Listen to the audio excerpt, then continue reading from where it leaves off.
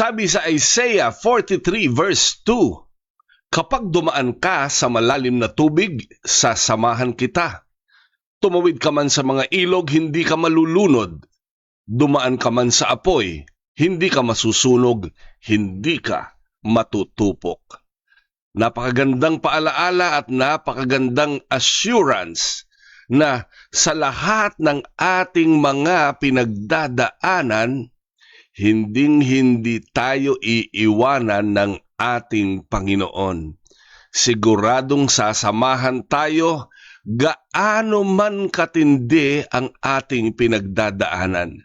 Kaya kung ako ikaw, hindi ako titingin sa mga negatibo, hindi ako titingin sa mga mahihirap, bagkus ang aking titingnan ay ang Diyos na nakatutok sa bawat sandali ng ating buhay dahil tinanggap natin siya bilang sariling Panginoon at tagapagligtas.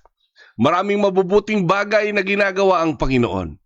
Kaya mas maganda bilang anak ng Diyos, kapag dumaan ka sa malalim na tubig, kapag tumawid ka sa mga ilog, kapag dumaan ka sa mga apoy ng buhay, panampalatayanan natin, sinasamahan tayo ng ating Panginoong Hesukristo.